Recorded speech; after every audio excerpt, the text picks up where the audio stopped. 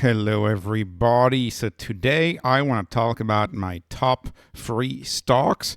They are not doing too well relative to a couple months or a few months ago for all of them.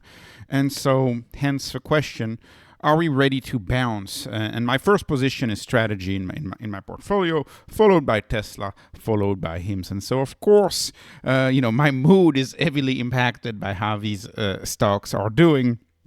And this week is, yet another week that is controlled, by what an institution with an unelected official do when, we're waiting for the 2 p.m. Change in the Fed minutes anyways, and then Friday. So who knows what's going to happen short term. This week's not too great, but the stocks that I own, I'm very confident in, and these 3 stocks I'm very confident in. So let's talk about strategy. So of course I cover strategy just about every other day now on the channel, and that's because there is that price action which has been nothing but frustrating. It's been very frustrating. Lots of very loud people who don't like the ATM, who got their way, and then they were not happy even about getting their way, and now they don't have their way anymore. And, the ATM's back, and they're still unhappy. And so Sailor tweeted that. Very nice picture here. Ignore the bears. And yeah, ignoring the bears is what I'm doing. This is a long-term hold. This is a stock that I will still own in 2030 and beyond. I am not a trader. Know who you are as an investor. I am not a trader. Right? I don't have a bad options trade expiring next week or next month and about to lose money or blow up the account. Unfortunately, formerly volatile, it's less volatile now, but unfortunately stocks like MSTR tend to attract speculation, a lot of speculation. And this probably has led to this decline beyond what Bitcoin is doing. Bitcoin, frankly, is doing just fine. I mean, we're back to a level that we had a month ago. So Bitcoin is doing just fine. I mean, Bitcoin hasn't moved too much, 113 or 114,000. It's really worth celebrating. But it's the treasury companies that haven't been doing too well. And I think it's all about sentiment driven, anti-ATM sentiment, people not understanding how the ATM works. There's a few outliers, for example, Smarter Web Company is still able to, do quite well with their ATM, if you ask me. And I'm looking forward to seeing what Sailor does next week. I really hope he used the common, because the long-term shareholder want him to acquire the Bitcoin now. As he says, Bitcoin is only 0.11 million. 0.11 million, and so right now price to NAV for strategy is a 1.5. So 1.5. So you're selling $1 for $1.50. You're collecting 50.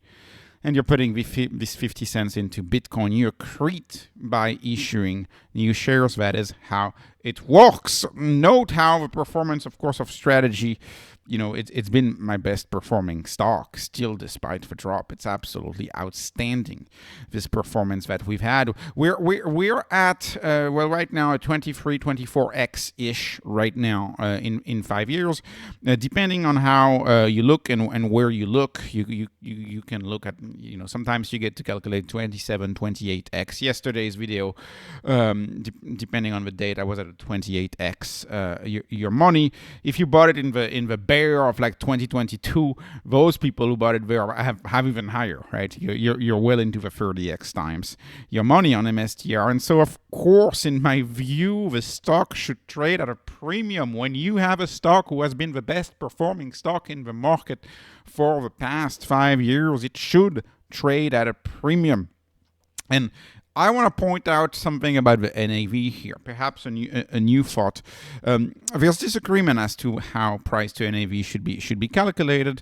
The dominant way to calculate it is to use enterprise value over Bitcoin net asset value. And of course, enterprise value, it's an accepted calculation.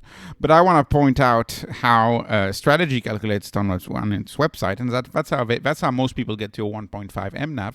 They use market cap, and then they're adding the total debt, which for them is the convertible debt, and then they're adding the preferred, which preferred historically are considered debt.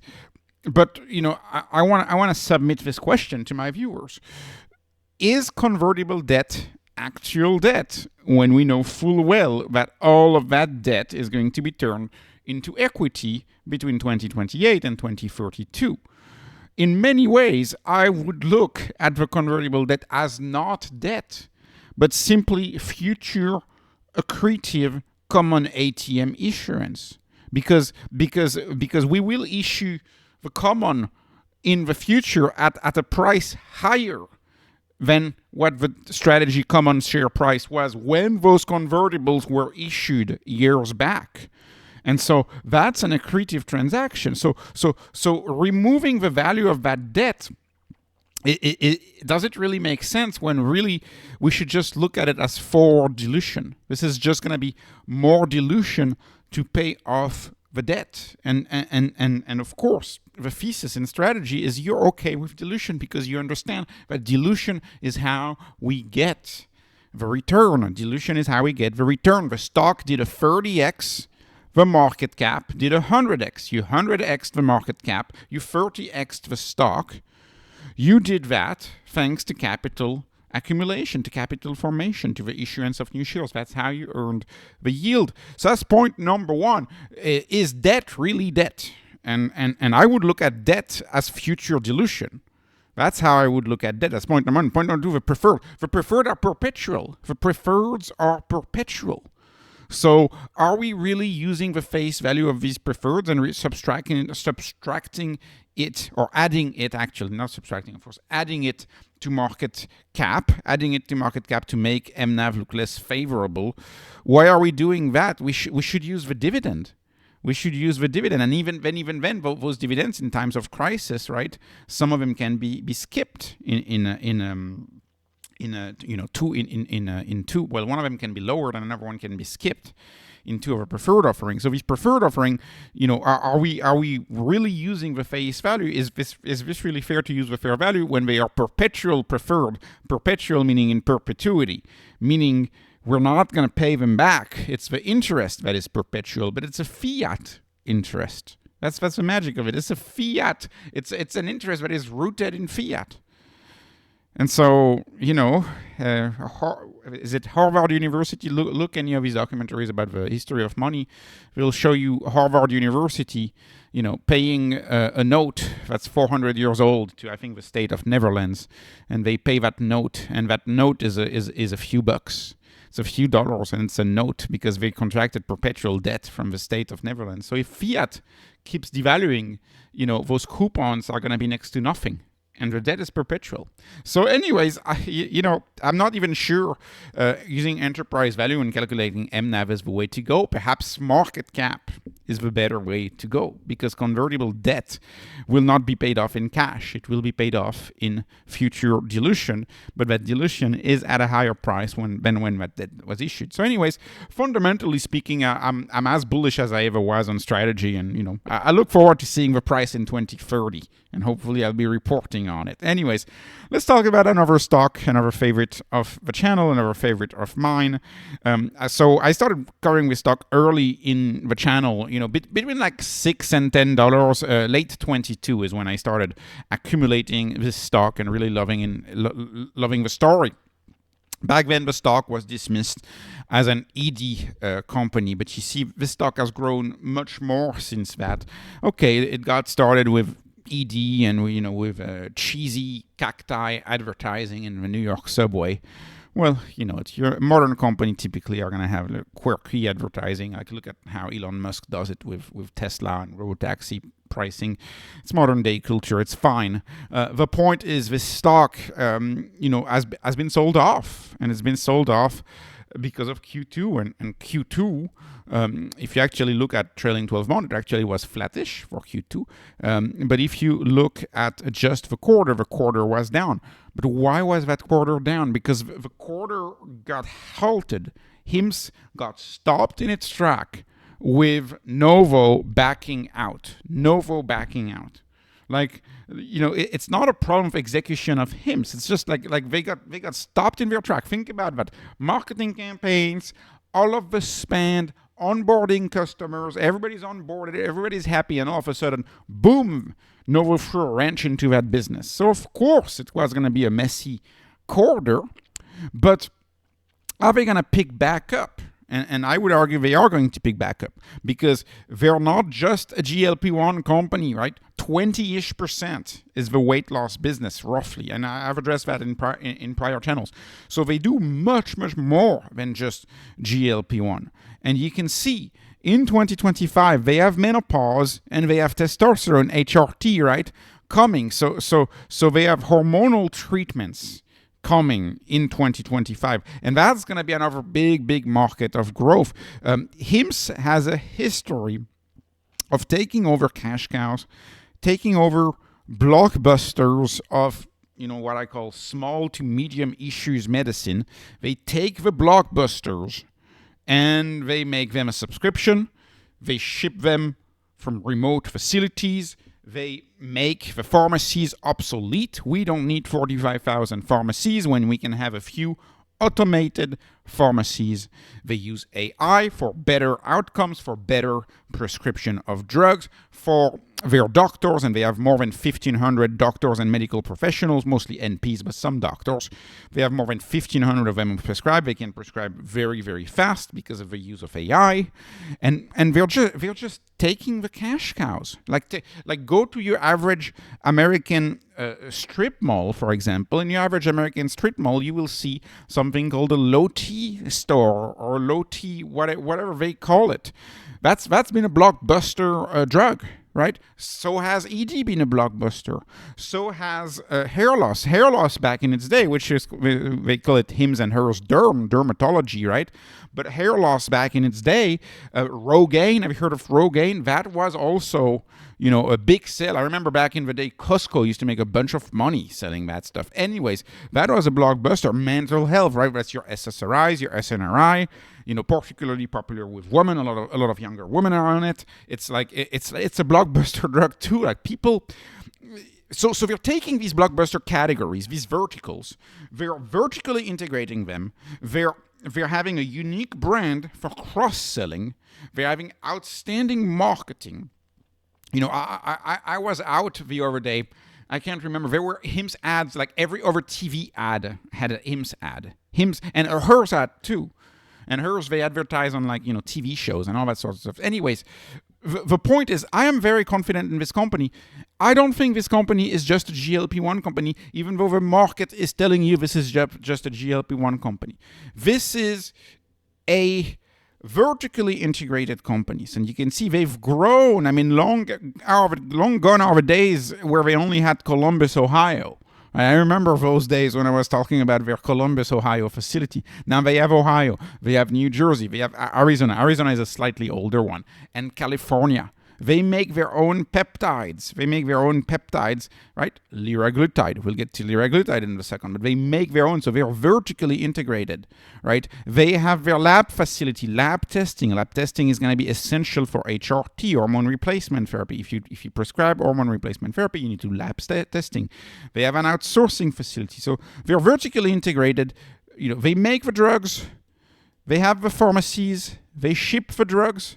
They do the marketing, they sell the drugs, they brand the drugs, they're a branding machine.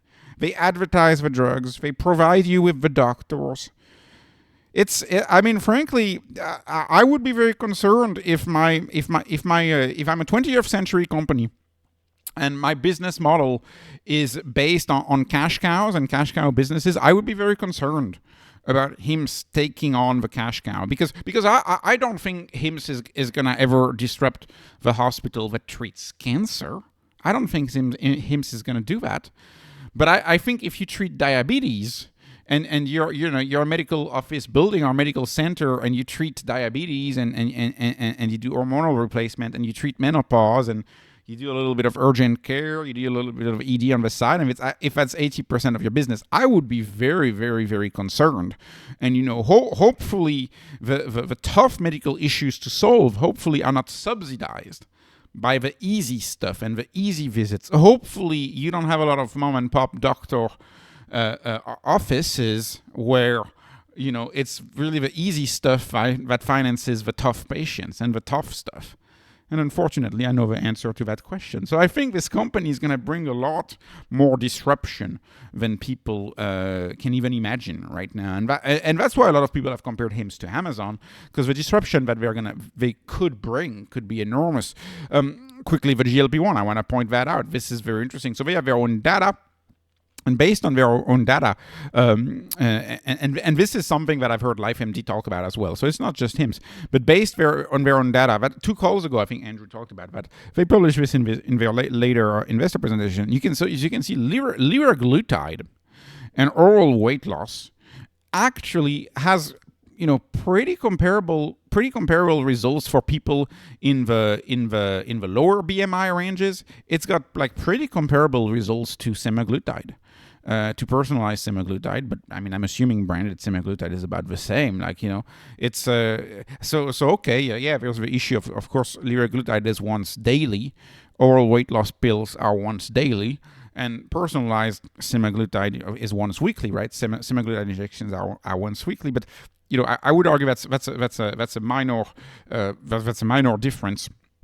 I would argue. I don't know. I mean, in the peptide world, people are used to injections. In the peptide world, these peptides are becoming a huge, sub-trend or micro-trend of medicine. So if you're already comfortable with injections, liraglutide once daily injection might not be as much of a hurdle for you or a drawback for you, especially because they have their own injector pen, which people don't talk enough about that, but they were able to get their own injector pen for liraglutide. I think that's pretty impressive. Personalized semaglutide, right? You don't have the injector pen because of the patent. So anyways, and the oral weight loss category, I mean the metformin based prescription for these work. So my guess, and of course they are so much cheaper. So let's not think they're not going to have a lot of sales. My guess is that they're going to sell a lot of these metformin-based pills and a lot of these liraglutide pills, because what the GLP-1 craze or revolution, depending on your philosophical stance on this, what it's done is it's normalized the use of prescription medicines to lose weight, which is a new societal trend. Right? You go back 5 years ago, 10 years ago, people were like, you got to eat less, you got to eat healthy, you got to move more. And we've seen a major societal trend where people are just saying, okay, I don't want to do the work, I just want to use a prescription. Using a prescription is so much easier, just give me a prescription. And so, that's the culture of today. That's the culture of today. People, anyways, that's the modern culture. I'm not here to fight the modern culture, but people want results and they want them now, and that's also why the Amazon comparison is so good, because Amazon it's everyday delivery. You want your product, you want it right away.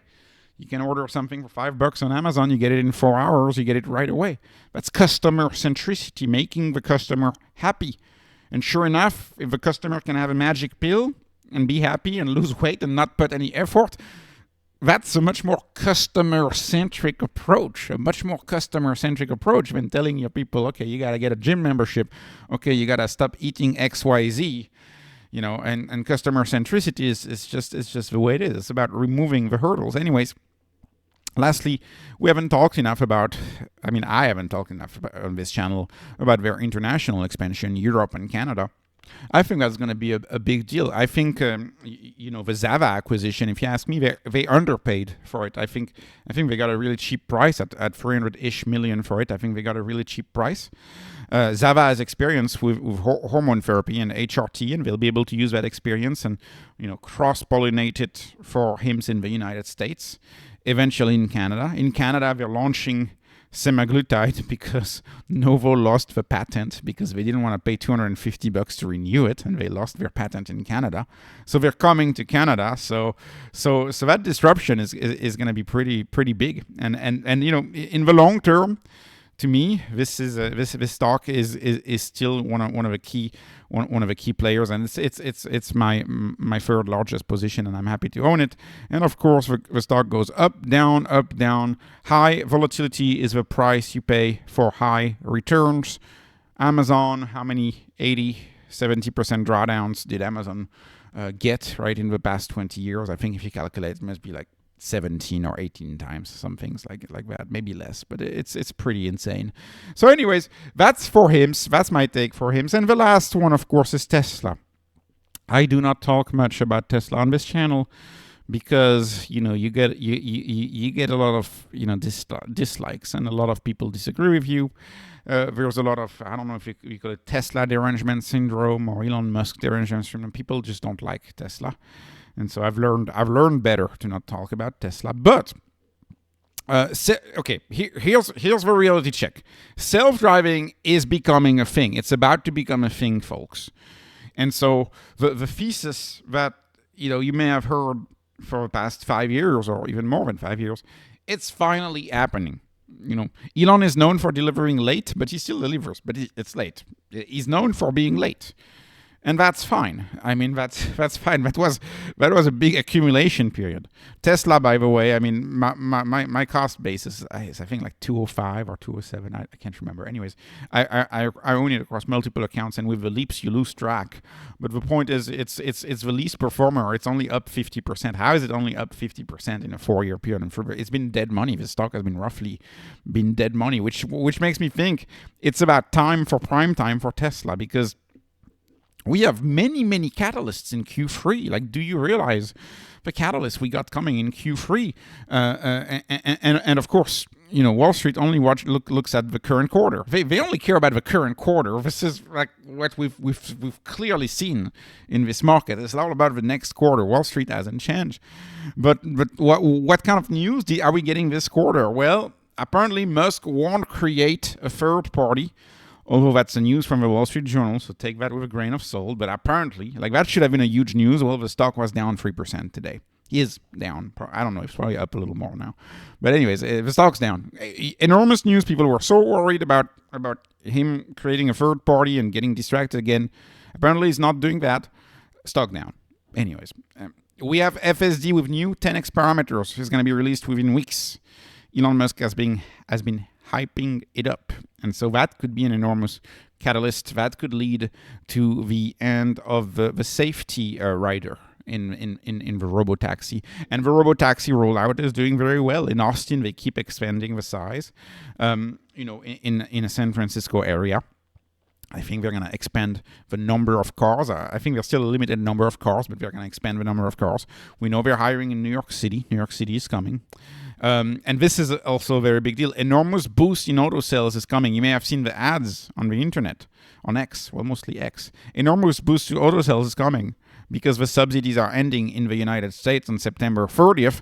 And I know that could lead to an awful Q4, but the market only cares about the next quarter. So as far as they're concerned, the next quarter should be enormous because people who have been waiting to buy a car are buying a car right now because they want to get the $7,500 tax credit.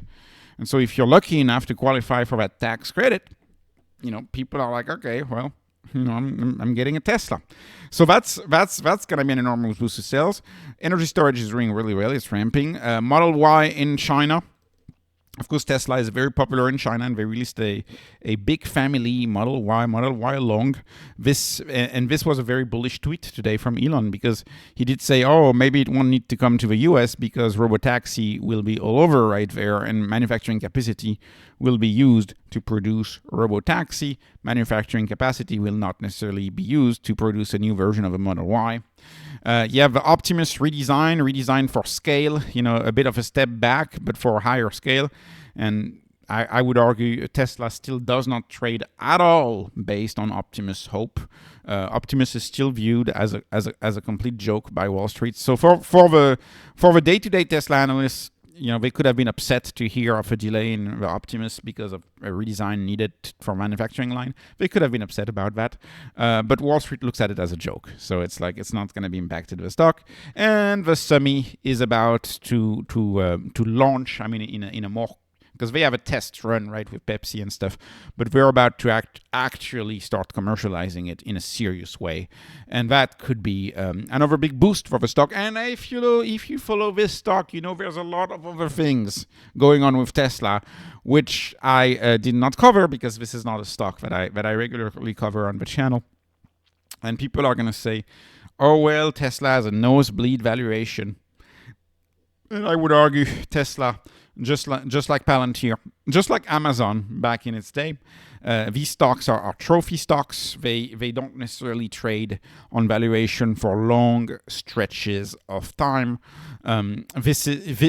Tesla is a play for me. It's like buying the best regardless of valuation. Buying the best regardless of valuation. You really have my 3 buckets of investing in my top 3, right? Strategy is a pure money debasement play. It's a pure play on fiat going to 0 over the long run. It's a pure play on Bitcoin having no top because fiat has no bottom, right? You have HIMS. HIMS, I would argue, is a very high quality company, but most people disagree with me on that. What most people don't disagree with me on, though, is that HIMS is a very cheap stock. So HIMS qualify as a hyper growth, a fast growing stock at a very cheap price. That's my bucket number 2. And my bucket number 3 is buying the best stock regardless of valuation. For me, that stock is going to be Tesla. For some people, that stock could be Palantir, but it's really based. If you look at the data, you have plenty of stocks who have run all of their way to the top, who have done a 10x, who have done a 100x, and they were overvalued the whole time. And so anyways, but and this is for another video, maybe one day.